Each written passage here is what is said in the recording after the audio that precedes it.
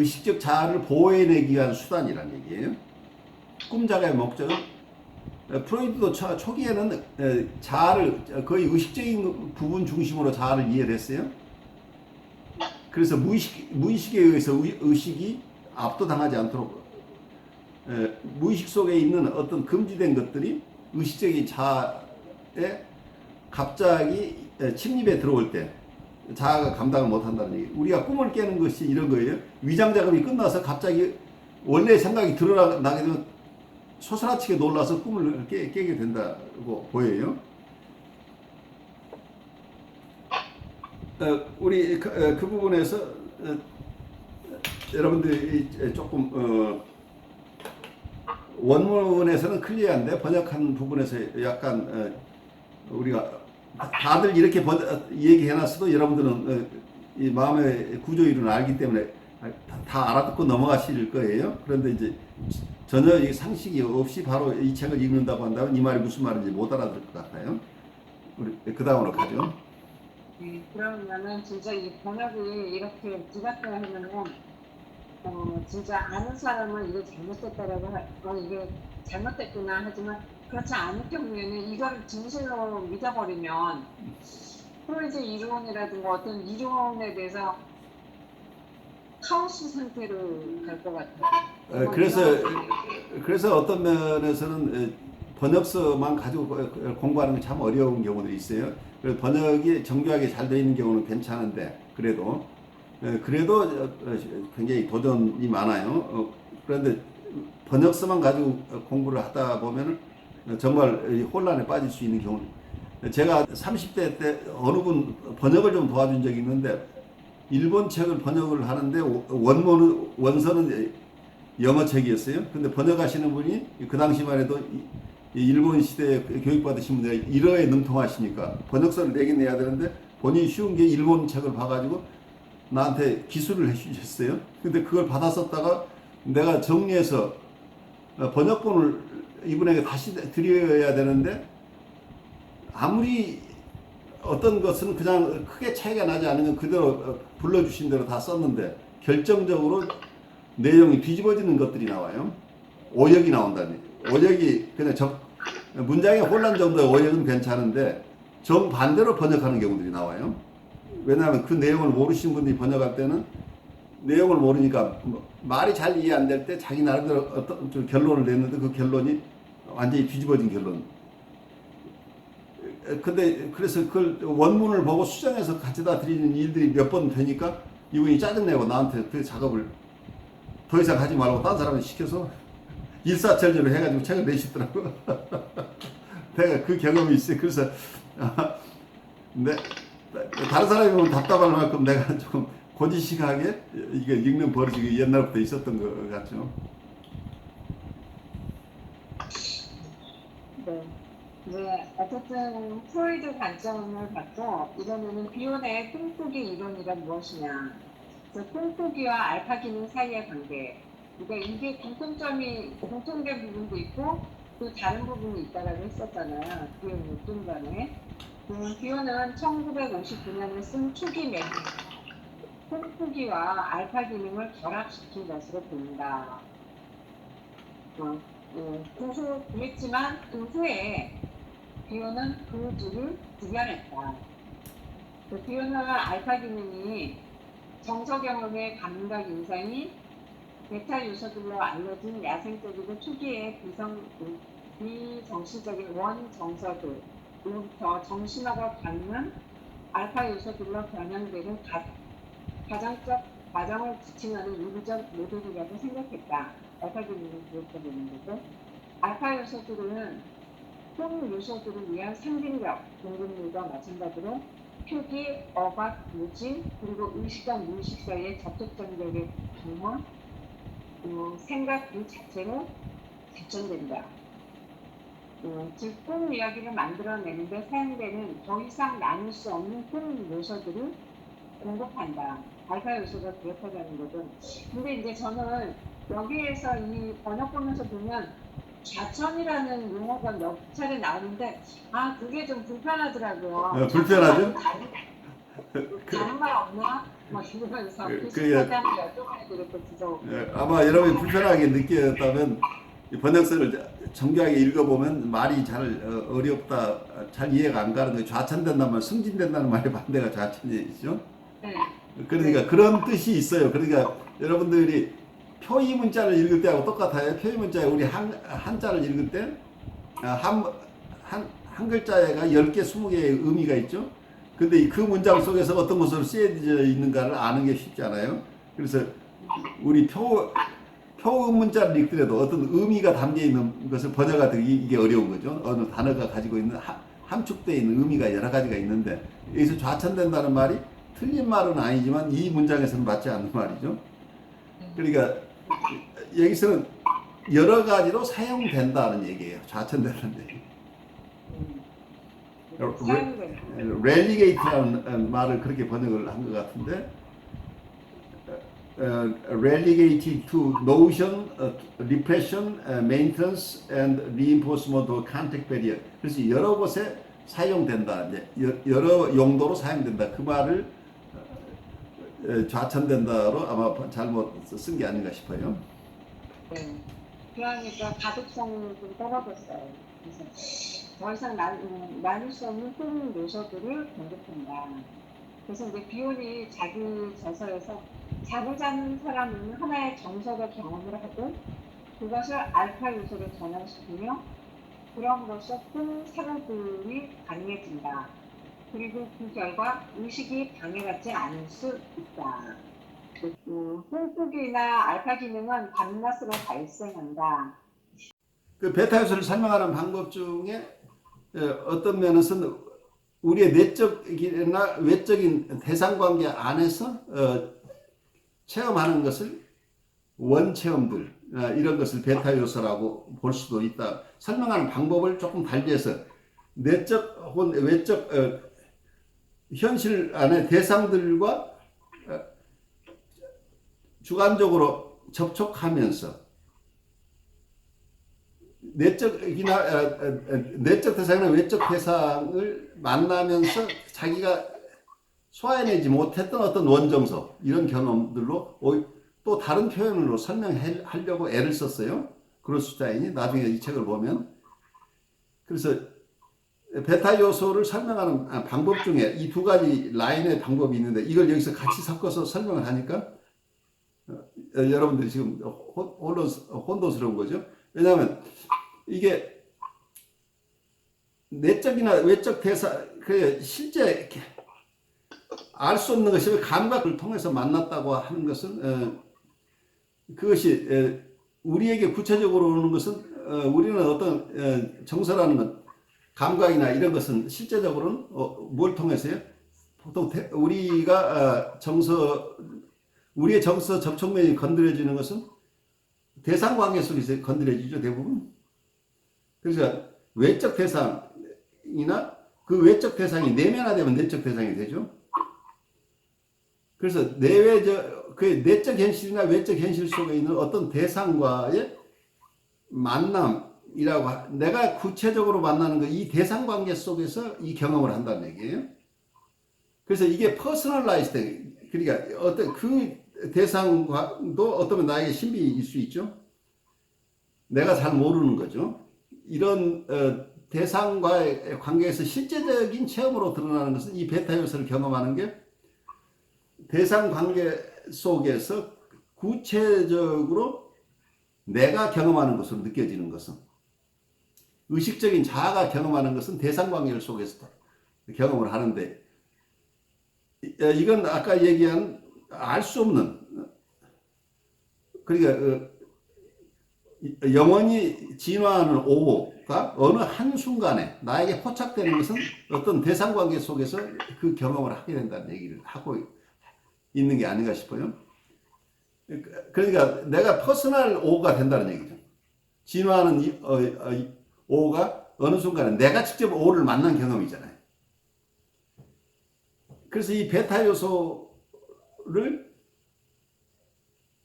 본인이 소화할 수 없기 때문에 결국은 이 베타 요소를 소화해내는 게 비혼에 의하면 어린아이는 그걸 소화할 수 없어서 어머니가 대신 알파 펑션을 통해서 소화해서 알파 요소로 만들어낸다. 그리고 알파 요소가 되면 그때부터 이것이 원재료가 돼서 생각을 할 수도 있고 느낄 수도 있고 억압할 수도 있고 그래서 이걸 가지고 꿈을 꿀 수도 있고 여러 가지로 원재료로 사용될 수 있도록 하는 것이 가능해지려면 일단 알파 요소로 바꾸는 작업이 필요한데 그 작업을 하는 것이 알파 펑션이다.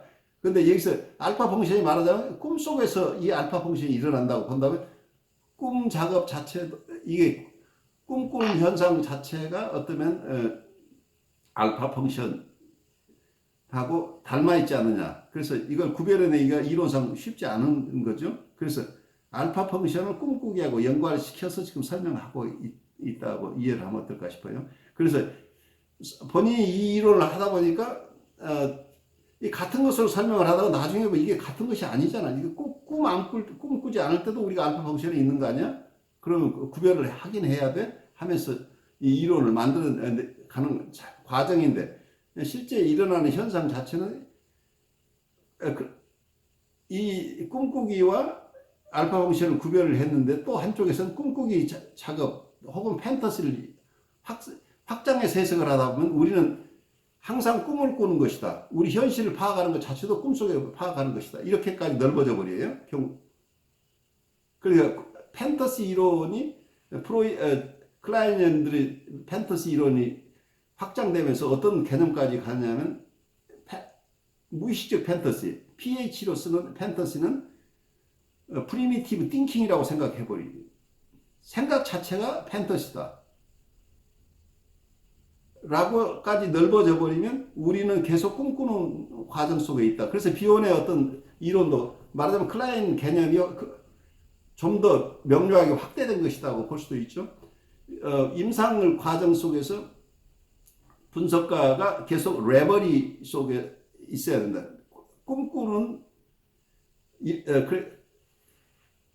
어떤 상담 과정에서 상담가가 하는 역할은 레버리 속에서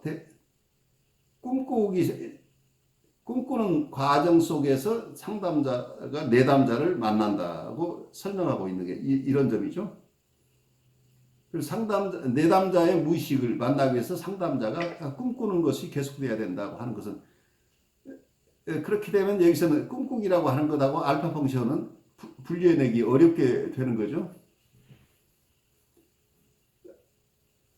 그래서 여러분들이 설명하기 어려운 이론들인데 이걸 지금 꿈꾸기 과정 속에서 오에 대한 이론을 다 그로스타인이 가지고 있는 모든 이론을 다 넣어가지고 한 문장으로 만들었어요. 그 한 문장으로 이걸 만들다 보니까 너무 욕심이 많아서 사람들은 알아듣기가 그러니까 커패시티 능력이 한계가 있는데 원문을 읽어도 쉽지 않고 번역문을 읽어도 어려울 만큼 너무 이렇게 뭐라고 할까요?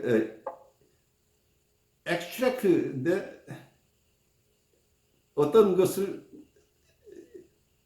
아주 정제해 놓은 것들이죠. 정제해 놓은 것을 그냥 한꺼번에 다 소화해야 되는 것 같은 느낌이에요.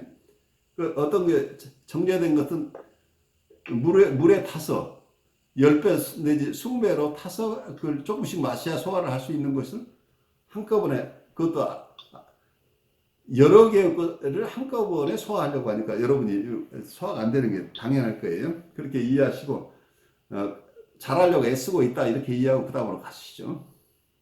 독자를 너무 배려하지 않는. 독자를 너무 배려하지 않았어요. 그러니까 어떻게 돼요? 그루스타인이. 맞아요. 그루스타인이 비혼에 네. 빠진다면 자기가 흠모하고 저 멋진 이 비혼을 그냥 막 소개시켜주고 싶어가지고 막 그냥 너무 좋아가지고 자기는 너무 좋아가지고 우리가 소개시켜주기에 만방에 알리겠다는 일념으로 막 좋은 것들을 다 그냥 오라는 개념으로 사람들이 잘 인식이 안 되고 또 배척까지 받았잖아요. 그러니까 그렇지 않다라는 거를 엄호하고 뭘 하기 위해서 진짜 열심히 애쓴 것 같다라는 생각이 그래요? 되게 대들이 안 되더라고요. 막 저는 넘는 거지. 저는 그루슈타인이 꿈을 꾸고 있는 것 같아요. 그렇죠. 왜냐면은 너무, 그러니까 이게 지금 주어가 어떤 건지를 정말 두 번째 감각 인상들이가 주어예요. 네, 두 그렇죠. 번째 줄에 그 정서적 진실이 주체의 정서적 접촉면과 만날 때 발생한 감각 인상들이 이게 주어예요. 그렇죠. 보면은, 예, 보면은 그루슈타인이 정말 꿈을 꾸고 있지 않나. 논리도 잘 안 맞고 독자들도 배려하지 않고 뭐가 어떤 과정, 꿈꾸기 과정 작업 중에 있는 것 같다는 느낌이 들었어요. 그래요. 생각이 좋습니다.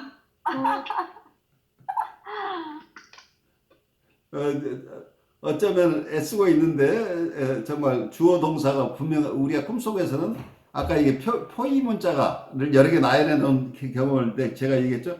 한문을 읽어낼 때 어떤 접속사도 명확하지 않고 시제도 명확하지 않고 그러니까 말하자면 무의식의 세계와 같아요. 시제도 분명하지 않고 접속사도 없고 그래서 자기가 나름대로 접속사를 만들어 넣어가면서 읽죠. 아마 옛날에 한문 읽을 때 우리가 중간에 뭘 넣어서 이렇게 공부를 하는 경우들이 그 단어 한문 글자 하나하나에 수없이 많은 뜻이 들어있는데 그 중에 어떤 뜻인지를 알 수 없고 어떻게 연결되는지 모르니까 중간에 스트럭을 하면서 이해하는 거랑 비슷한 거죠. 그러니까 여기에서도 예. 그루슈타인은 꿈을 꾸고 있고요. 이 책은 꿈사고인 것 같고요. 교수님은 꿈을 해석하고 있는 것 같아요. 맞아요. 정확하게 보고 있어요. 야, 그거를 다 파악한 남인자 선생님이 갑입니다. 그래요.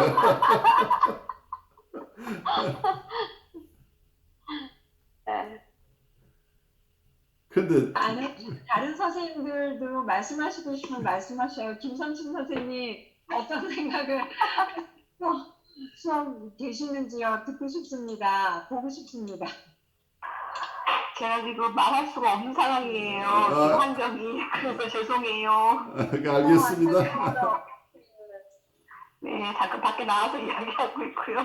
네, 듣고만 있습니다, 열심히. 네. 네. 네. 교수님 또 읽어보도록 할게요. 그래요. 네. 그래서 어떻게 꿈이 좌절을 피하는가? 이게 이제 실제의 사실을 왜곡함으로써 그리고 그것을 전치시킴으로써 좌절을 피한다. 이것은 사실들에 대한 지각에 대해 꿈 작업을 함으로써 좌절을 피한다. 프로이드는 꿈 작업에 내적인 정신적 삶의 사실들, 즉 꿈 사고들을 숨기는 기능만을 부여했다. 나는 그러한 숨기는 기능 외에도 만약 꿈 작업이 적절하게 기능하도록 허용된다면 그것은 꿈 사고들과 꿈 사고들에 대한 해석이 발생시킬 수 있는 좌절을 회피하는 기능을 갖는다고 봅니다. 그래서 알파는 병리적인 좌절의 수정에 맞서 실제적인 좌절 수정의 과정을 돕기 위해 현실 원리의 일부로서 보완된 무의식적인 깨어있는 사고와 일치한다. 1992년에 이렇게 했대요. 그래서 기원이 꿈꾸기와 알파 기능을 어떻게 통합하는지를 볼 수 있다. 이 문장에서 볼 수 있다라고 그루슈타인은 말을 했어요.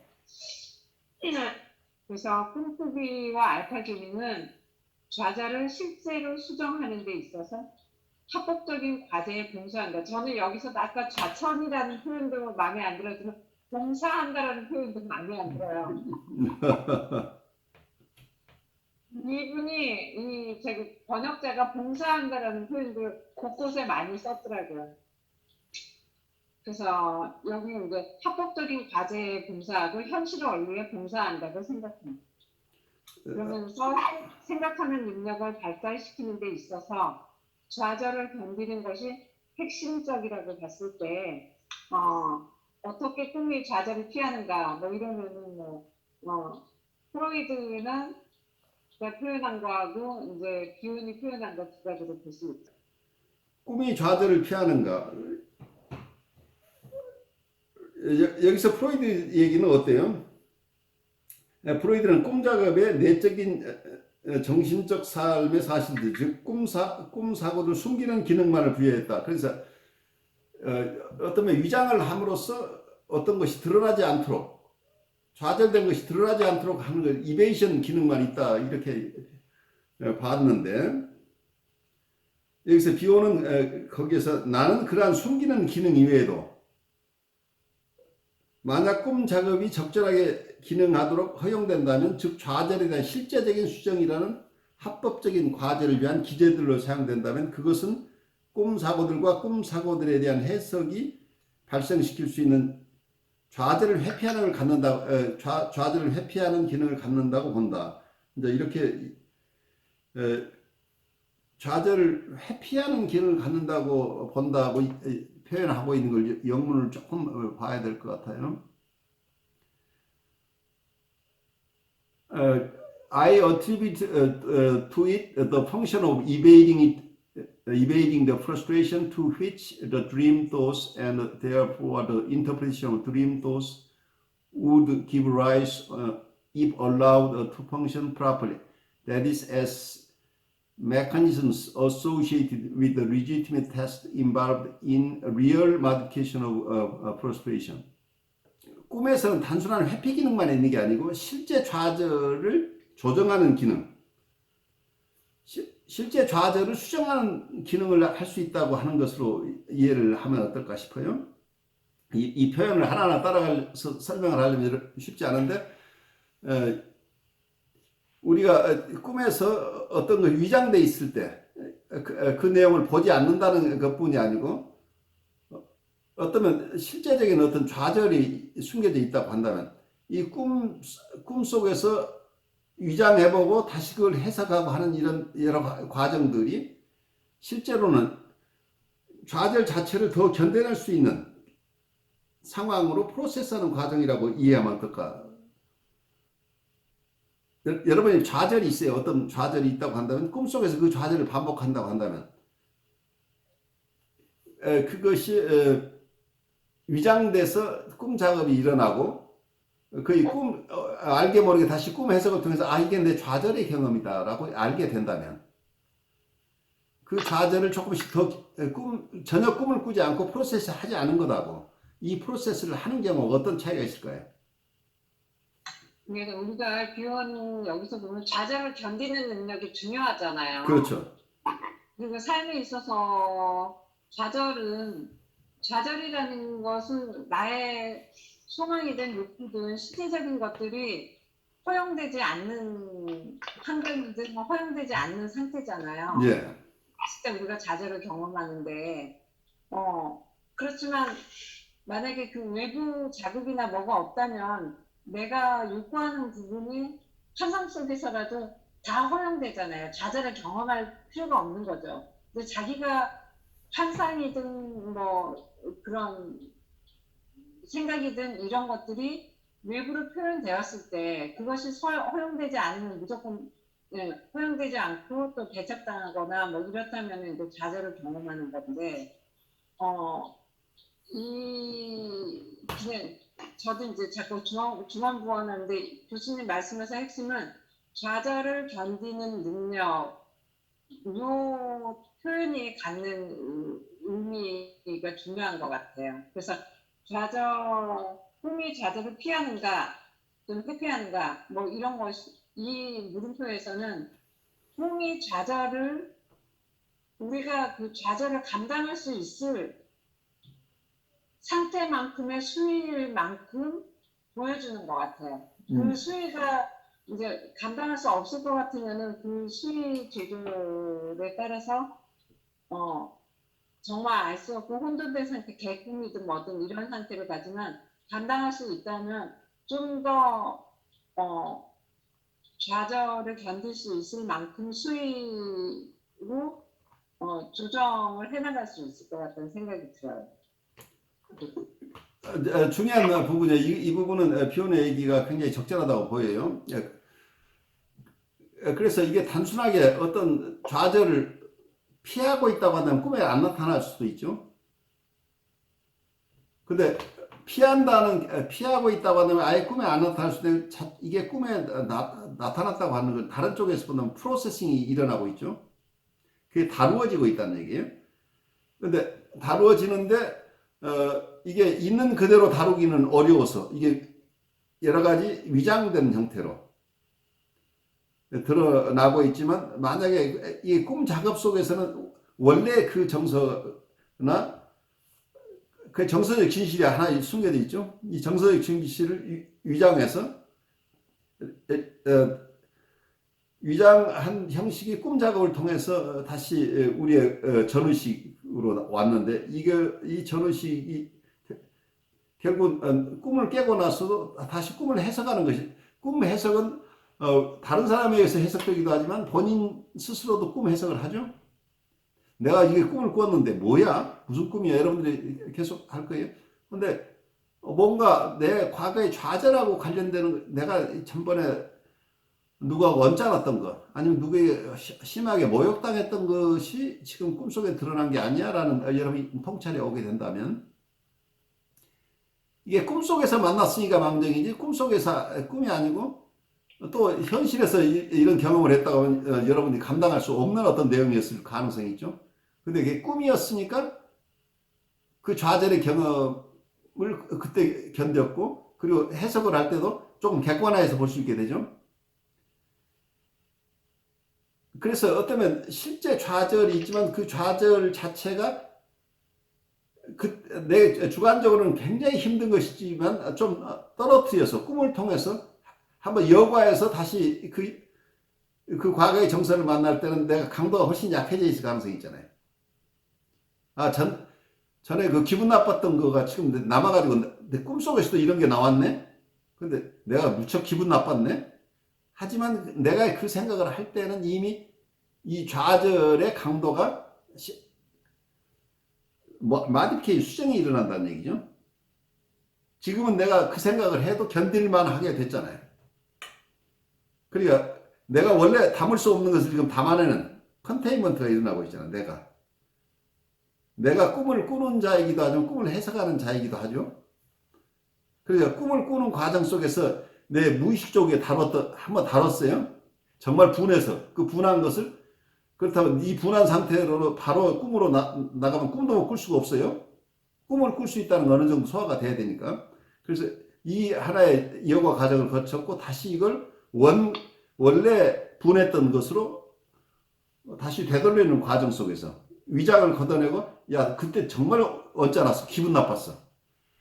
그렇다면 그때 정말 기분 나빴던 걸 제가 느끼긴 하지만 원래 당초에 느꼈던 그 좌절, 기분 나쁨, 불편함, 분노 이런 것하고 강도가 다른 것으로 객관화해서 볼 수 있는 가능성이 있지 않나. 그렇다면 이 좌절을 어느 정도 견뎌낼 수 있는 힘이 생겨난다. 그래서 이게 담고 담기는 것으로 우리가 이해할 수 있겠죠. 꿈을 꾼다고 하는 것 자체가 내가 감당할 수 없는 어떤 것들을 담아내는 과정이죠. 그래서 이 꿈을 꾼다고 하는 게 알파 요소로 베타 요소를 알파 요소로 변형하는 것이라고 얘기할 수도 있겠죠. 그래서 꿈을 꾼다고 하는 것은 이미 베타 요소로서 벗어나서 꿈 사고들을 가공하는 프로세스가 일어나게 되죠. 또 정확하게 비혼이 어떻게 표현했는가는 여러분들이 좀 더 정밀하게 보아야 될 부분이지만 여러분들 경험 속에서 여러분이 어떤 트라우마틱한 것이 이건 트라우마까지 가지 않더라도 뭔가 내가 과거에 소화하지 못했던 것이 꿈속에 위장된 형태로 꿈을 꾼다는 것은 여러분이 이해할 거예요. 그래서 그 꿈들을 꾸어내면서 나에게 내 인격의 변화가 오고 있다는 것을 혹시 눈치채 본 적이 있는지 여러분 좀 나눠보세요. 교수님 여기 그 좌절을 회피할 수 있는 기능이라고 했거든요. 예. 그래서 이제 보통은 좌절을 회피한다라는 거는 실은 좋은 게 아닌데 왜 그걸 펑션으로 했을까? 그런데 이제 교수님 말씀을 들어보니까 그 충격이, 그러니까 저 꿈에서가 아니라 현실에서 그 어떤 외상 경험, 좌절 경험을 이제 했다면 100만큼 충격이 있을 텐데, 꿈에서기 때문에 그게 한 50만큼 그렇죠. 정도로 이게 축소됐다라는 의미에서 회피하는 기능이라고 표현을 한 건가요? 아니면은 저는 여기서 좌절을 견딜 수 있는 기능, 능력을 갖는다고 본다. 이게 더 맞다고 저는 좀 생각이 들거든요. 그 숨은 꿈작업을 적절하게 하고 그 수정될 때 좌절에 대한 실제적인 수정이 일어나면 좌절을 회피하는 기능이라는 게 조금 어폐가 있다라는 말이 좋아요. 그렇게 생각이 들어서요. 아주 창의적인 리딩을 하셨어요, 지금. 크리에이티브 리딩을 하셨는데, 여기에서 비혼이 하는 얘기는, 아까 제가 폴리티컬한 것들이 숨겨져 있을 수 있다고 얘기를 했죠. 비혼의 중점은 지금 이 톨러레이트 하는 것, 담는 기능 쪽에 더 방점이 찍혀 있을 가능성이 있죠. 그렇다면 왜 이 프로세스가 일어나느냐는 그것을 담아서 이 좌절을 소화해내는 과정이라고 한다면, 이게 이베이딩하고는 다르죠. 이베이션이라고 하는 건 회피하는 거라고, 방어적이라고 하는 것이 조금 모순이 있을 수 있다고 하는 건 정확하게 보실 견해일 수 있죠. 왜냐하면 원초적인 방어는 그 꿈을 안 꾸는 게 방어죠. 근데 꿈을 안 꿔야 되는, 이게 꿈으로 끌고 왔다는 것이 단순하게 방어라고 얘기할 수 없다고 하는 견해가 있을 수 있는데, 왜 이걸 어쩌면 비혼의 무의식을 지금 읽어내고 계실 가능성이 있어요. 지금 남선생님이 비혼이 하고 싶었으나, 자기 무의식 속에 하고 싶었으나 의식화하지 못한 것일 수 있다는 얘기. 이게 왜냐하면 프로이드의 얘기를 정면으로 부인하고 자기 이론을 세우고 싶은데, 언감생심, 감히 그 대가의 얘기를 무조건 이걸 부인하고 내 얘기를 하는 것이 위험하다고 무의식적으로 느끼고 있을 가능성이 있죠. 그래서 프로이드 그 말이 맞긴 하지만, 그것도 있지만 내 생각은 이래라고 지금 덧붙이고 있는데, 이분이 얘기하고 싶은 것은 이 후자에 더 방점이 찍혀 있다고 보여요. 그래서 남 선생님의 얘기가 굉장히 중요한 지점을 지금 커버하고 있는 것 같아요. 그것이 숨기는 기능만을 부여했다고 얘기를 하고 있는데, 나는 그 숨기는 기능 외에도라고 표현하고 있지만, 사실은 그걸 숨기는 기능이라고 보는 것은 잘못된 생각일 수도 있겠다. 내 생각은 이렇다. 이렇게 혹시 표현하고 싶은 게 비혼의 무의식일지도 몰라요. 그래서 이 두 가지를 섞어 놓으니까 우리가 혼란스러울 수밖에 없어요. 왜냐하면 이건 비혼의 무의식이 방한 거라고 한다면, 의식화하지 않은 거라고 한다면, 표현된 의식과 무의식 사이에는 괴리가 지금 있는 거죠. 아주 중요한 지점이에요. 그래서 어쩌면 사이카틱한 상태는 이 프로세싱이 안 되는 케이스죠. 그래서 사이카틱에서는 꿈을 못 꾸잖아요. 그래서 그것은 꿈을 못 꾼다는 것 자체, 꿈을 꾸지 않는 것이 방어라고 보이죠. 그렇게 되면. 꿈을 꾼다는 것은 방어가 아니고, 이건 하나의 프로세싱이라고 보는다는 견해는 우리 남선생님의 아주 중요한 인사이트인데, 나중에 이걸 바로 이 지점을 가지고 비혼을 넘어서는 논문을 하나 쓰셔야 돼요. 아주 제가 얘기했지만 무슨 얘기하는지 잘 모르겠는데 교수님이 다 씹어서 주셔야 될 것 같은데. 우리가 그래서 꿈꾸는 기능 속에, 저는 어떨 때 꿈꾸면서 느끼는 게, 이게 데이터 프로세싱이라는 개념을 현대에서는 많이 사용하게 돼요. 그래서 요즘은 우리 컴퓨터를 여러분들이 많이 쓰시면니까 알겠죠. 우리가 외부에서 그냥 인풋을 주고 하지만은 실제 내적 프로세싱은 우리가 알 수 없게 돌아가죠. 꿈꾸는 작업이 어쩌면 데이터 프로세싱일 수도 있겠다는 생각을 저는 가끔 하는데, 지금은 컴퓨터를, 퍼스널 컴퓨터가 있어서 우리가 인풋을 하면 바로 화면에 보이죠? 이건 최근 들어 일어나는 현상이라고, 최근이라고 하지만 여러분들이 컴퓨터를 쓰기 메인 프레임을 써보지 않았기 때문에 컴퓨터는 의뢰, 내가 라이트 하면 우리 모니터에 나타난 것이 컴퓨터라고 생각을 하는데 원래 컴퓨터는 그런 게 아니에요. 프로그래밍 랭귀지를 가지고 제가 코볼이라는 랭귀지를 대학원에서 공부를 했었는데 메인 컴퓨터는 눈에 보이지 않아요. 프로세싱하는 컴퓨터는 따로 있고 모니터에는 우리가 명령어만 넣어요. 프로그램을 한다는 얘기. 이걸 여기에서는 read 뭘 읽어라.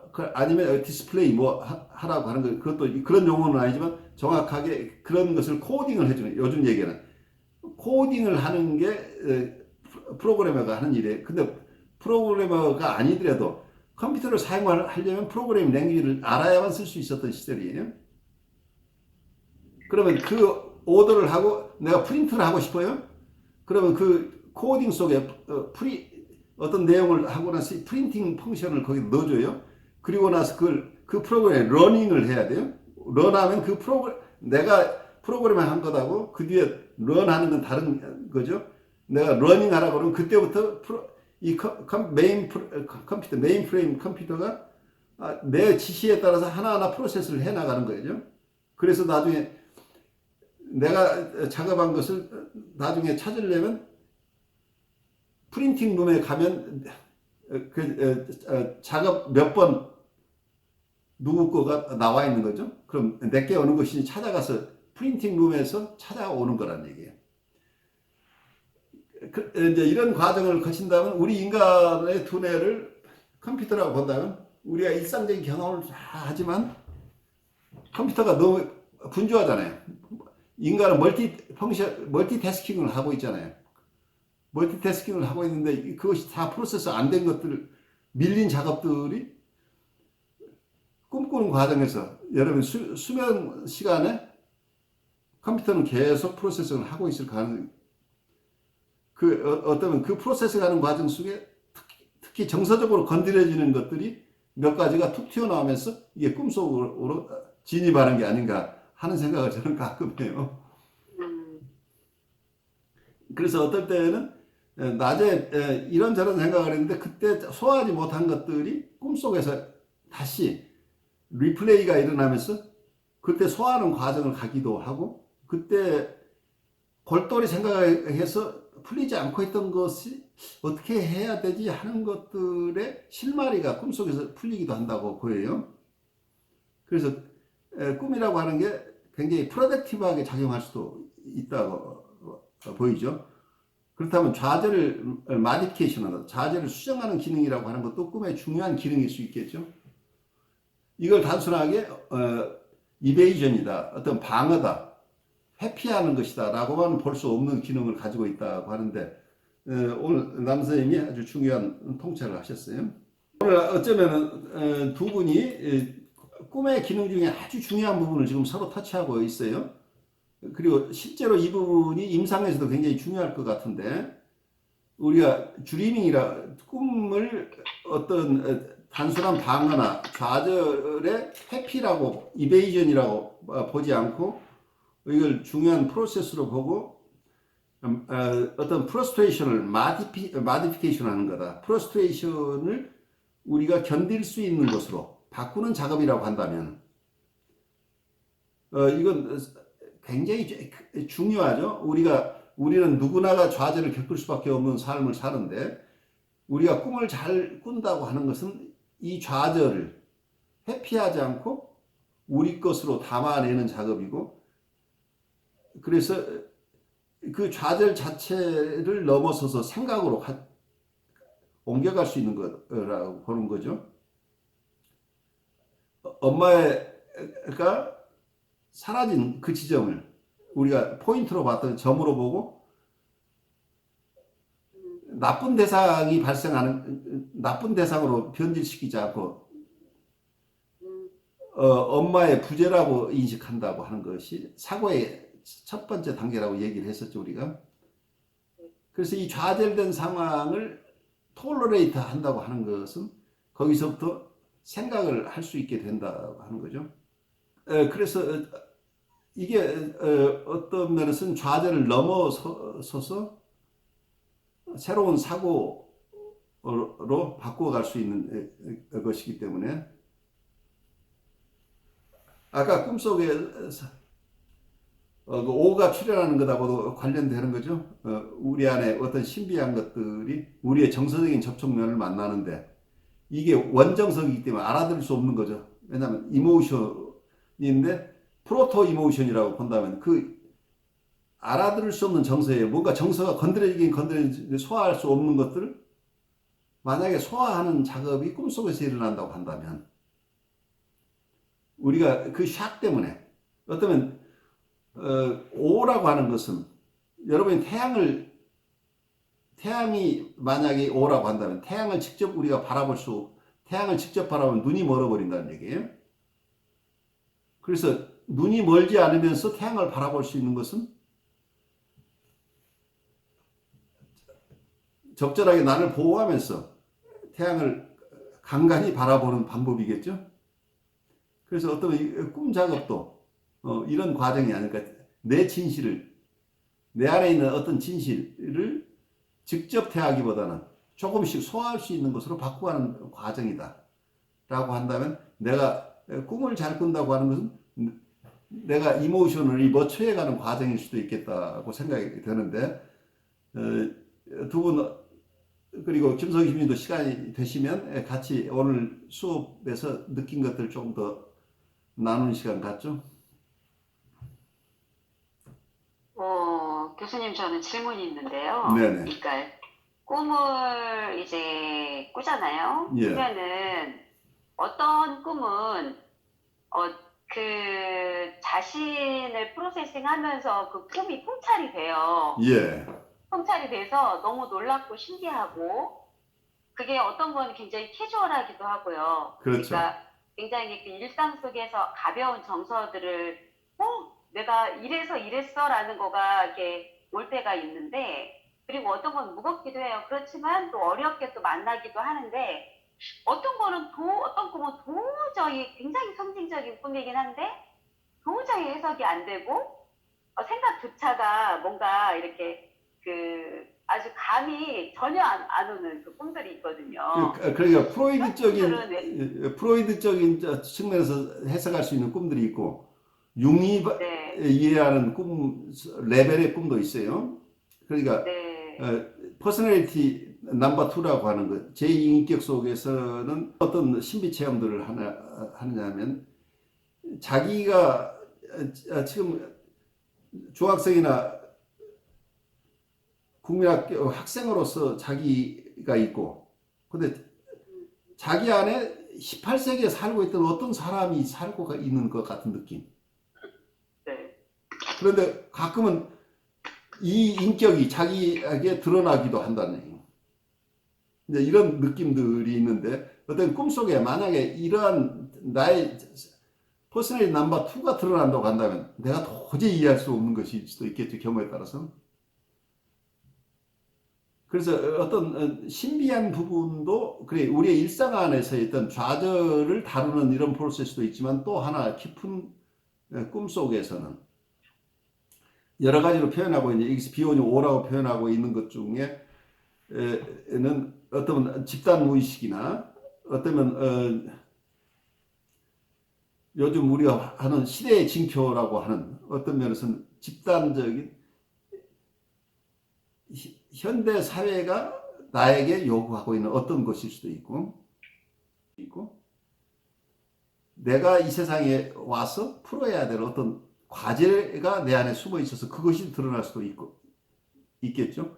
만약에 그렇다고 한다면 그 꿈은 쉽게 몇 년이 지나서야 내가 성숙해 가면서 알아들을 수 있는 꿈도 있는 용의 어린 시절의 꿈속에 지하에 계단을 타고 쭉 내려갔을 때 그 안에 어떤 석상이 하나 있는데 그 남근상을 만났어요. 근데 그 당시로는 그것이 의미하는 내용을 전혀 알 수 없었던. 그런데 세월이 지나면서 그것이 무엇을 의미하는지가 알게 된다 하는 이런 꿈들도 그래서 꿈을 우리가 같은 레벨로 볼 수만은 없고 여러 다양한 꿈들이 있을 수 있다고 우리가 어수밍을 하면 어떨까 싶어요. 네. 그래서 우리가 신비한 꿈을 꿨다고 한다면 어떤 면에서 이건 나의 내면에 깊은 어떤 것들, 그것이 나의 트루 셀프이건 아니면 나에게 참 내가 태어나면서부터 나에게 부여된 어떤 신성이건 내가 찾아가야 될 그곳을 향하고 있는 어떤 것이 뭐라고 표현하건 그것은 객관적인 거라는 게 비원식의 융식의 얘기는 그건 내가 프로젝션 하거나 내 경험 속에 만드는 게 아니고 나는 이미 그것을 가지고 태어났다. 이게 누가 나에게 준 것인지는 알 수 없지만 내 안에는 이것이 발현하도록 허용해야 되는 어떤 게 있다. 그래서 우리가 셀프 리얼라이제이션이라는 용어를 쓰는데 셀프 리얼라이제이션을 받아들이는 게 굉장히 달라요. 휴먼 포텐셜이라고 프랙티컬하게 받아들여서 우리가 가지고 있는 장점들을 발현하는 것이다 라고 보통 우리가 상식적으로 쓰고 있는데 융이 어떠면 셀프라는 용어를 처음 사용하는 사람 중에 하나의 정신분석 쪽에서 본다면 융이 봤던 셀프라고 하는 것은 굉장히 신성하고 관련되는 것들. 그 신은 어떠면 연금술사들이 얘기했던 이런 신적인 존재에 더 가까운데 일반적인 전통 종교에서 얘기하는 신하고는 다른 개념이라고 보여요.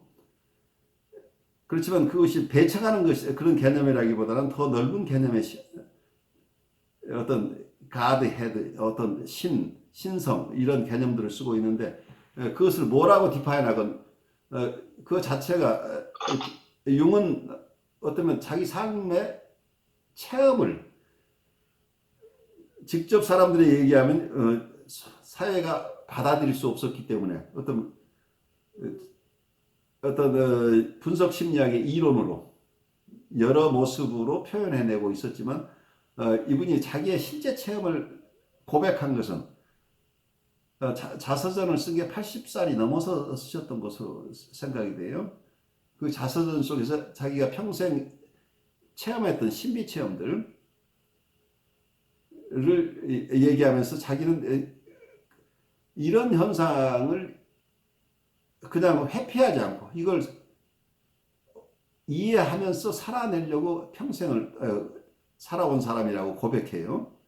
그래서 이제 여러분들도 여러분이 이해할 수 없는 어떤 것을 체험한다고 한다면 그건 자체는 나의 어떤 본질과 연관되는 내가 지금은 이해할 수 없지만 나라는 사람의 실체하고 관련되는 부분일 수도 있다고 조금 한 발 물러서서 생각하는 거. 그리고 그것을 하나에 품고 가면서 내 삶 속에 이런 것들이 어떻게 펼쳐지는지 관찰하는 것도 중요하지 않을까 싶어요. 이게 좀 겸손한 태도일 것 같아요. 지금은 내가 액세스 할 수 없는 것을 너무 무리하게 인텔렉츄얼하게 해석하고 그래서 그걸 어떤 면에서 그게 굉장히 중요한 꿈일 수도 있는데 그걸 내가 너무 빨리 프로세스해서 그냥 쓰레기로 만들어버리지 않아야 될지도 몰라요.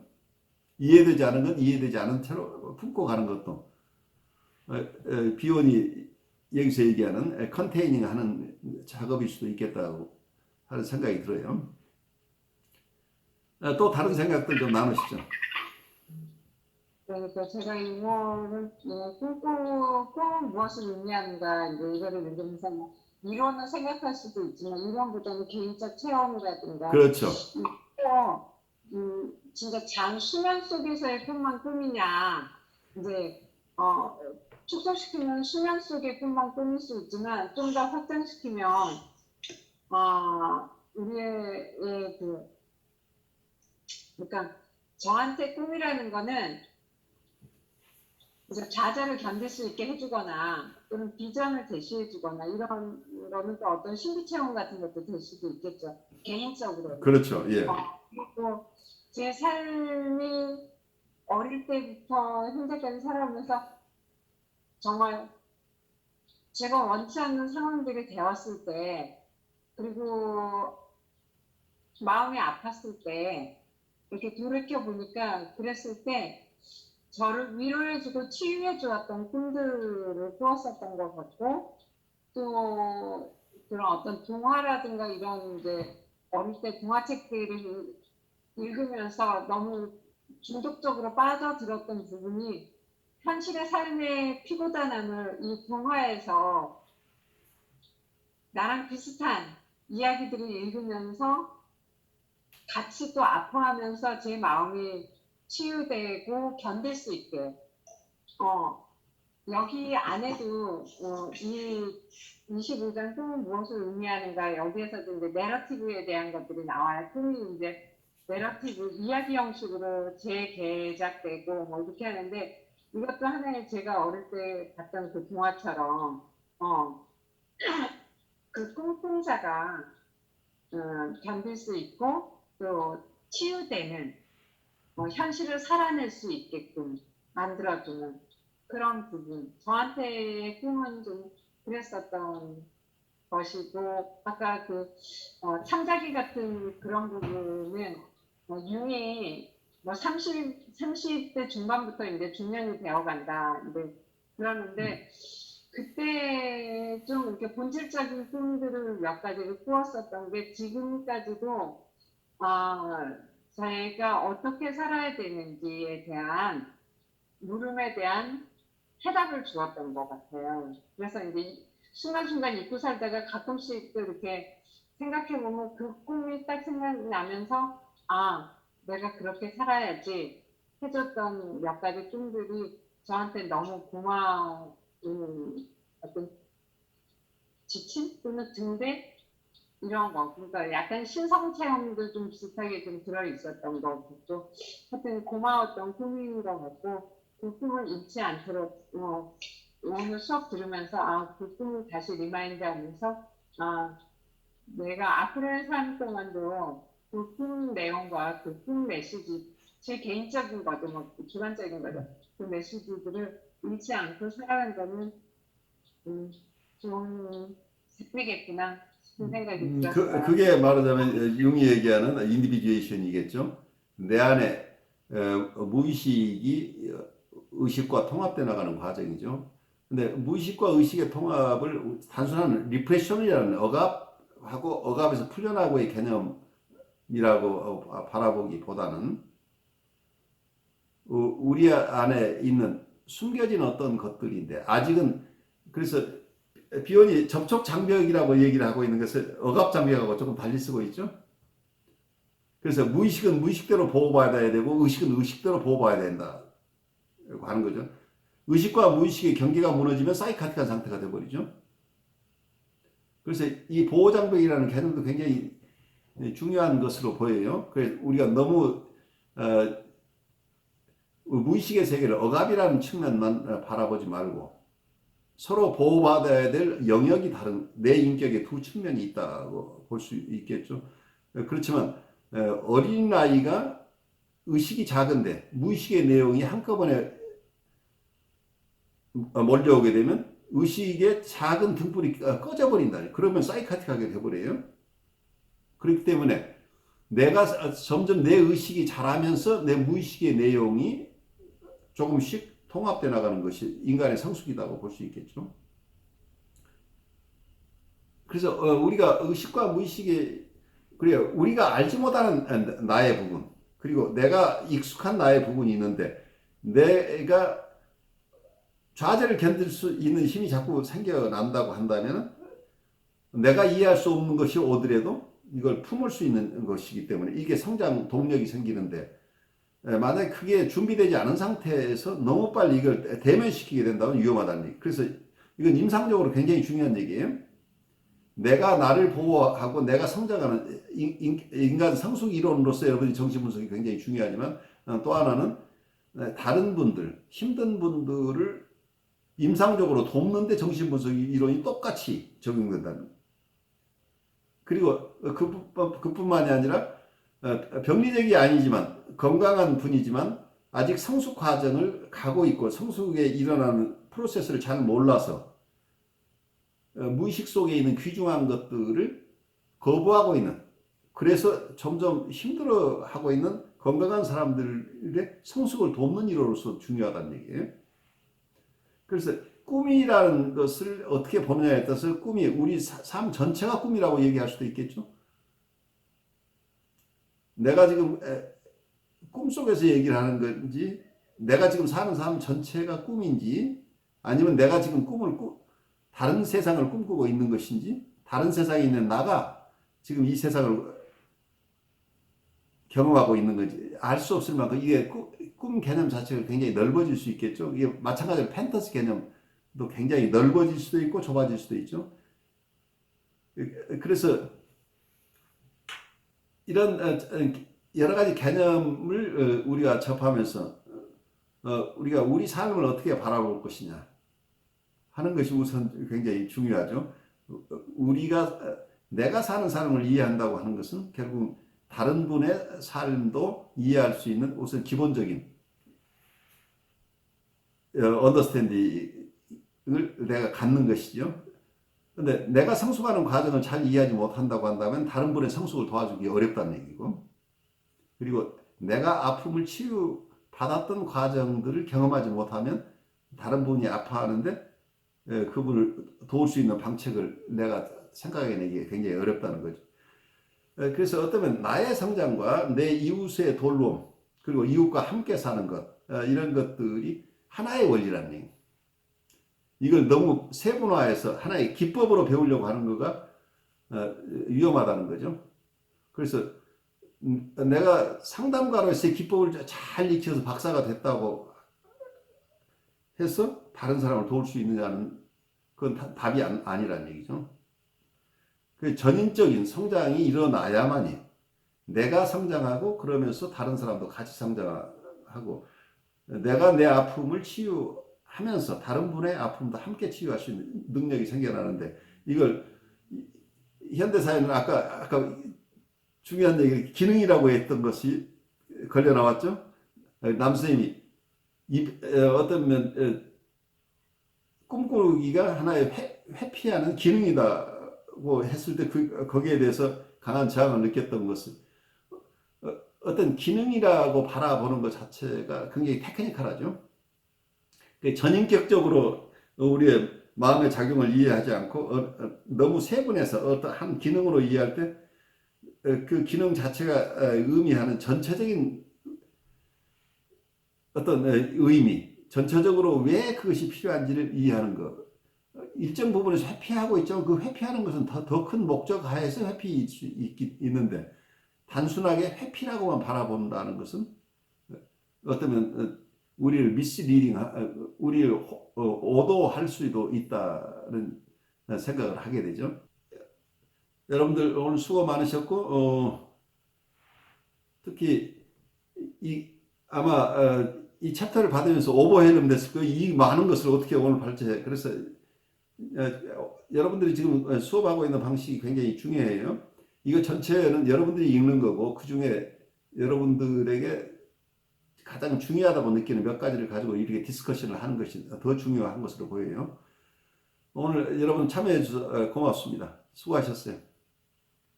네, 감사합니다, 교수님. 네, 다음 주에 봬요. 수고하셨습니다. 네. 네. 네, 신 선생님 감사합니다.